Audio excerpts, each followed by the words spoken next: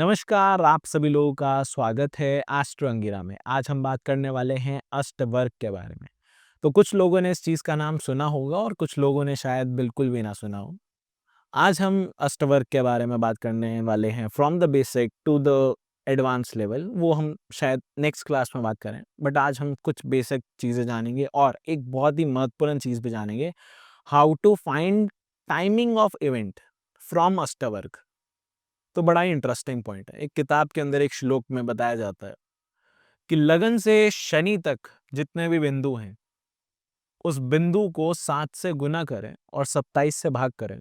बड़ा interesting point लगा और बड़ा इंटरेस्टिंग मेथड है। तो क्यों ना उस पॉइंट को समझा जाए, इसीलिए आज मैंने ये वीडियो बनाई है। तो वक्त ज़ाया किए बिना डायरेक्ट चलते हैं टॉपिक पर।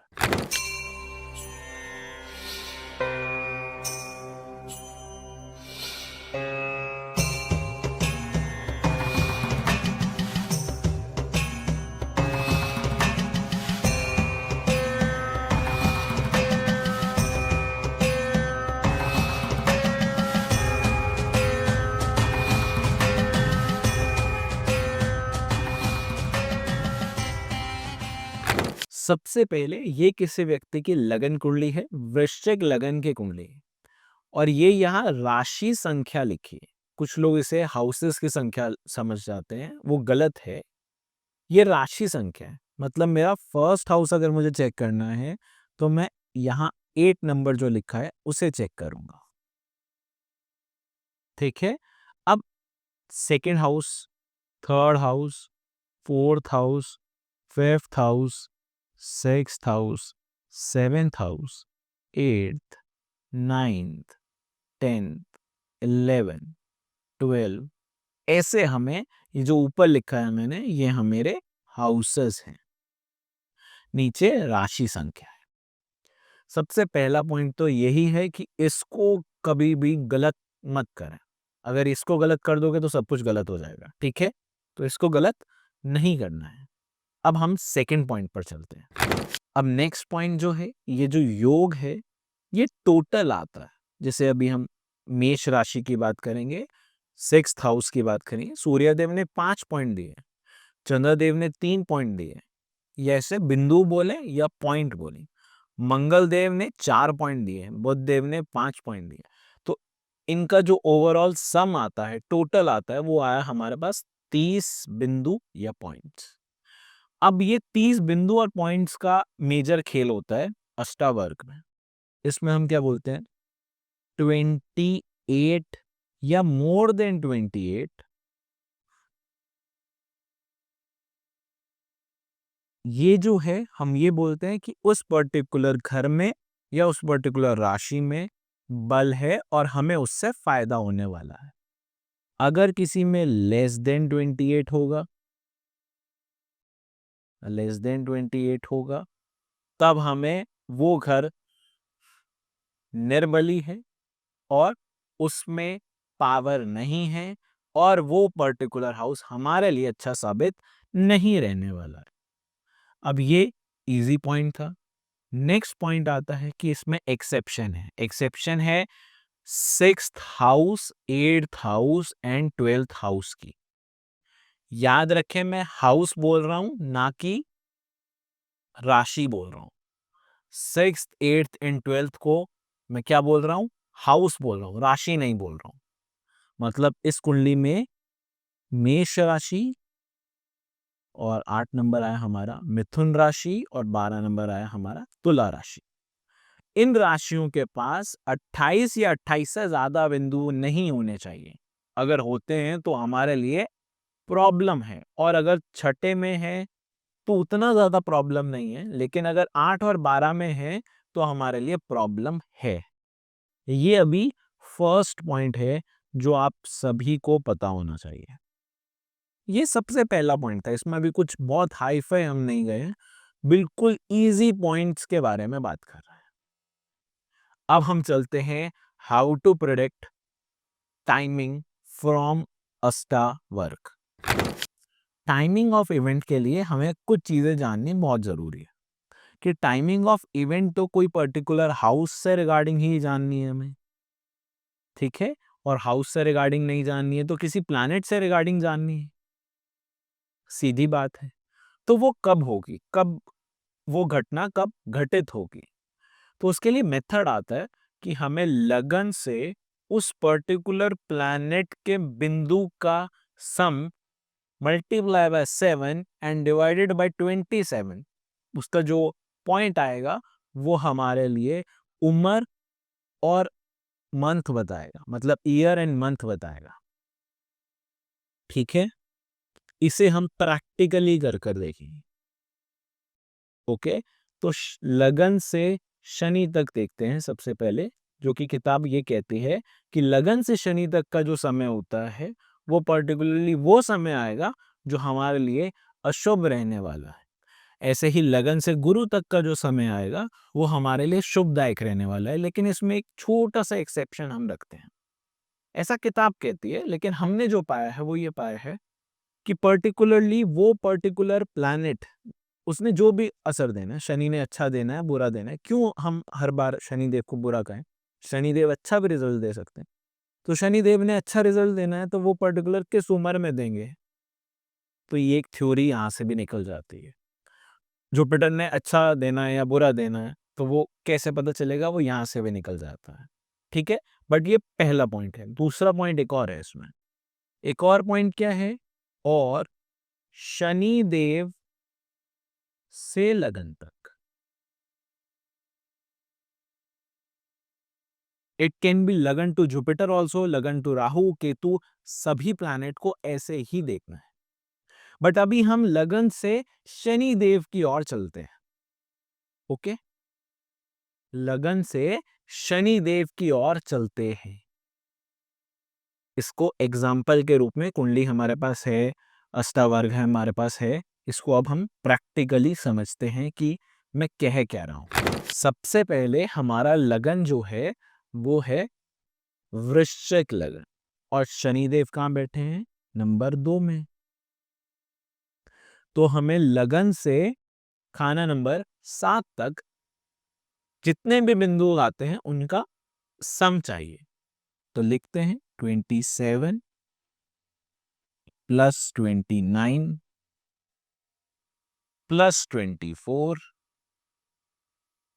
Plus 29 plus 29 plus 30 plus 37। अब ये हमारे पास 1 2 3 4 5 6 7 7 घरों का बिंदु आ चुके हैं। लगन से शनि तक के ये बिंदु थे। अब इनका जो सम है, जो भी इनका सम आता है, इनका जो टोटल आया है वो आया है 205। अब हमें क्या करना है? 205 को मल्टीप्लाई बाय 7 इंटू 7,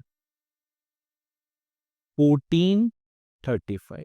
और देखिए, मैं कभी भी प्री डिफाइंड एग्जाम्पल्स नहीं लेता, तो मैं आपके सामने कैलकुलेशन कर रहा हूँ। और ये कुंडली भी रेंडमली मैंने अपने बुक में से ली है। ठीक है, बुक मतलब जो मेरे पास क्लाइंट्स की रिपोर्ट्स होती हैं उसमें से रेंडमली ली है। तो आपके सामने ही कैलकुलेशन कर रहा हूँ मैं, कोई प्री डिफाइंड एग्जाम्पल जो किताब में दिया होता है वैसा कुछ नहीं ले रहा हूँ। अब यह है 1435, इसको क्या करना है? हमने डिवाइड बाय 27 करना है। डिवाइडेड बाय 27, जो कि हमारे पास आता है 53.14। मतलब इनको इस शनि का अच्छा या बुरा असर अपने 53rd ईयर में मिलेगा, अपने 53rd ईयर में मिलेगा। ओके, ये आया पहला पॉइंट। अब हम शनि से लगन की तरफ चलते हैं और देखते हैं तब क्या ये जाती है। 37 plus 28 plus 35 plus 15 plus 27 plus 27 and plus 27। 7 8 9 10 11 12 और 1। अब इनका जो सम आता है वो आता है 37, 28, 35, 15, 27, 27 एंड 27। इनका सम आया है 196 इंटू 7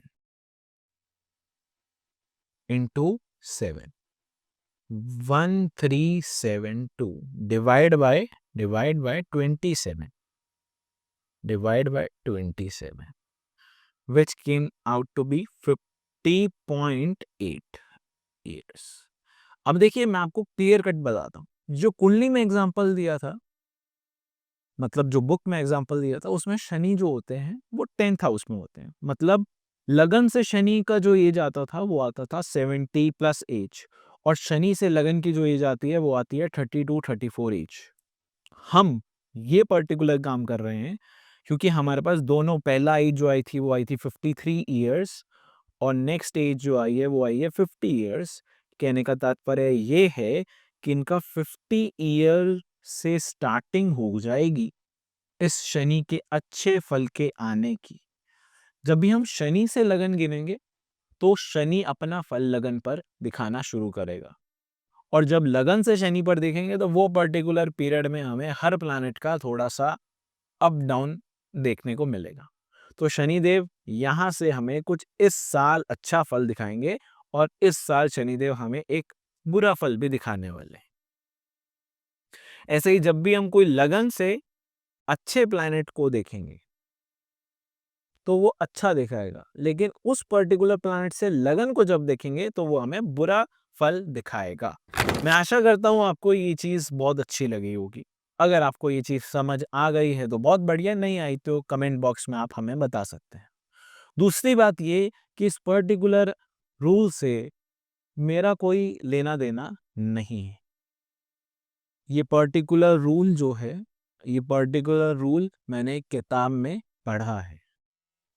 अब वो किताब में ये जो रूल पढ़ा है इसका इम्प्लीमेंट भी मैंने कुछ जगह किया है, और मुझे ऐसा लगा है कि ये पर्टिकुलर रूल अच्छा खासा चलता है, और अच्छा खासा इसका प्रोडक्शन रेट हमें मिल जाता है।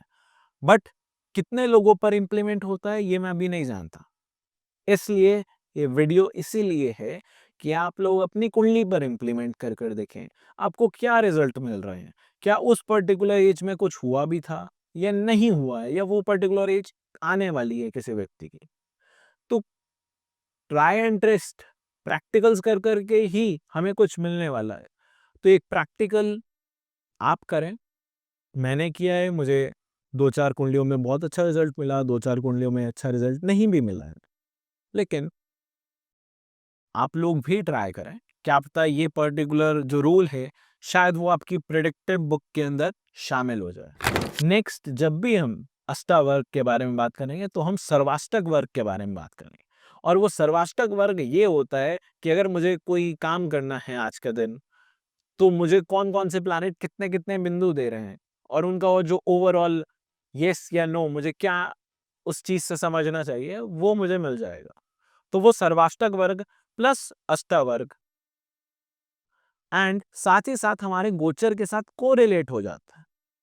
तो उससे भी हम कुछ ना कुछ सीखेंगे नेक्स्ट क्लास में, बट आज के लिए इतना ही। आशा करता हूँ आपको आज की वीडियो अच्छी लगी होगी। मैं अपनी वाणी को यहीं विराम देता हूँ। धन्यवाद।